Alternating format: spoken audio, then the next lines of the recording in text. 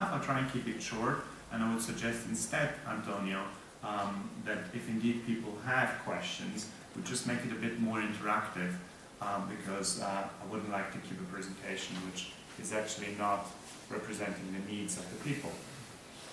Those of you that know IAB Europe will see that we actually have more members now than we had last time when I was here. So we have grown now to really cover almost all over Europe. Certainly we have some very few spots in Europe, the important one, your neighbor Portugal.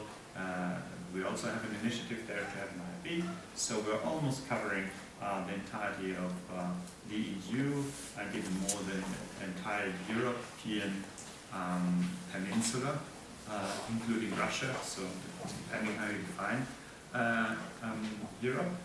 And we have a lot of corporate members. I think the last member was WebTrack, which is a German web analytics company.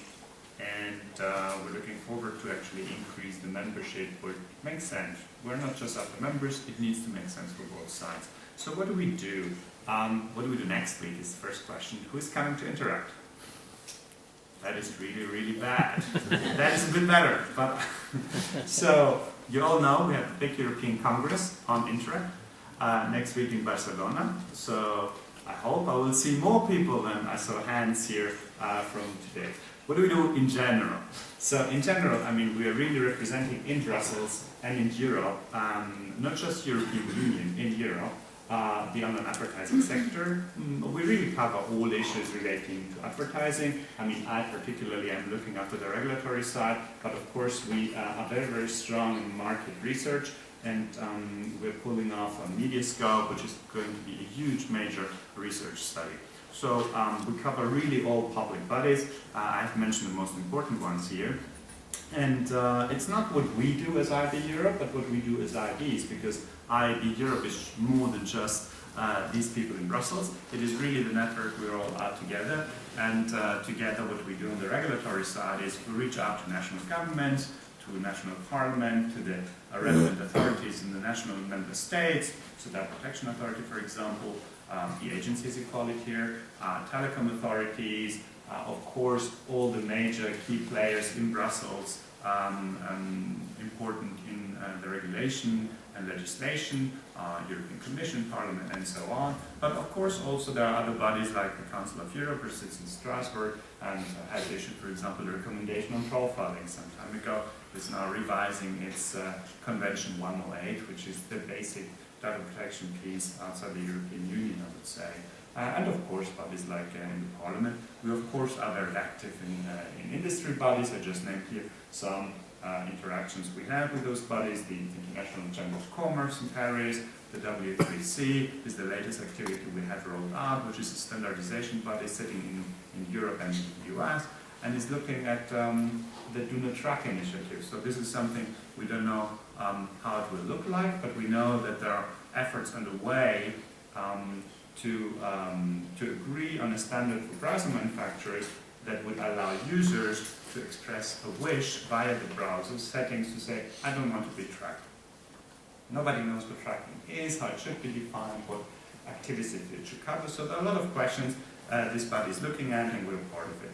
And of course, we're part of the, most importantly, and I think you heard that before, or somehow implicitly, we're part of the European Advertising Standards Alliance, the EASA network in Brussels, and our president, Alain Boris, actually has been just elected the chairman of this newly created body, EDAA, the European Interactive Digital Advertising Alliance, that is going to look after the project of the OBA. I was asked to actually present a bit the case, so I thought, wow, let's do a bit of history, some boring stuff. Who actually is a lawyer in this room? So, okay, so these are the people who are going to get excited now, the rest are going to fall asleep. So the EU is actually currently started reforming its privacy framework, and that exercise has started with a revision of the e-privacy directive. And the e-privacy directive was due to be transposed some time ago. I will show you what the picture looks like today. Now we're currently in the process of revising the General Data Protection Directive. And I think, my criticism and everybody's biased criticism and everybody's reasonable thinking criticism should be, how can it be that you first reform a special law and then you go and reform the general law? That makes no sense. So this is one of the problems we are facing, and this is one of the problems we will be facing in the next, I would say, 2 to 3 years, depending how long that legislation procedure takes. But the very fundamental question is how these two pieces of legislation really match together. And that has led to diverging interpretations. We have one view, data protection authorities might have another view, and governments might have a third view. So there are a lot of different approaches on how that is supposed to work together, because we just revised the e-privacy directive.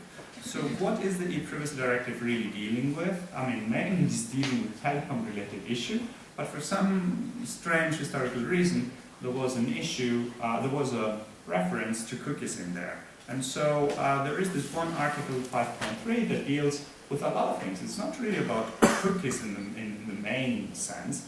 It was about what you call adware. Adware is if you download a piece of software and you attach to this piece of software is another piece of software where sometimes a dodgy practice was you wouldn't be told about that. And that was illegal in Europe. And they reinforced the rules here to make it very clear, spyware, and somehow cookies are also covered by this law. But I think it's important to really recall that it was about spyware and adware, and not really about cookies. And somehow cookies got also into this law. And I don't want to bore you with too much legislative history.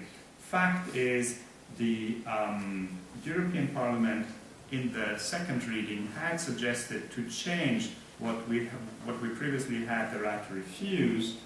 So a user coming to a website should be given a right to say, no, I don't want cookies, taking into account that the website might not function properly or the service might not be available. That was perfectly legal. But we had this regime, and now the Parliament said, well, I want people to consent to placing of cookies. And the consent was a prior consent, and we managed somehow to discuss with the Parliament to find a solution. So what actually was a right to refuse in the old text, and was a very nice thing, because we had one law across Europe, with a few exceptions like Hungary, and even in Italy some would say it could have been interpreted as an opt-in regime. It was an opt-out, a very clear opt-out scenario. And we had this nice harmonized approach in Europe, which meant business could do and develop services across the borders, not really having to bother about, oh my God, I'm a German company, I offer services to a Spanish company on a website, what is the Spanish law? Because it was the same. Now the situation is a bit more complicated. I mean, it is really messy, to say the truth. And everybody who claims that the law is something easy to understand is actually projecting the wishful thinking or the political ambitions in interpreting this law the way they want, because it's very simple. Now, what we had in a recital, recitals are actually explaining how the core articles of this directive are supposed to work. And when a country like Spain is transposing this directive, it is not bound to transpose the recitals, it is only forced to transpose the articles. So there is a legal question there on how that all works together. But fundamentally, this old recital that was explaining the right to refuse is still valid. It hasn't gone, it's still in the text. It's recital 25. Now we have a new recital that says, well, you might need consent, but but we accept the browser settings as consent. And now we have in the articles themselves an obligation for a user to be informed about cookies and to consent to the placing of cookies. It is not a prior consent regime, it is not an explicit consent regime, and there are divergences across Europe on how that actually is interpreted. In European law, there is this notion of an implicit concludent action consent. In some national laws, it doesn't exist. So in European law, consent can be implicit, and there is also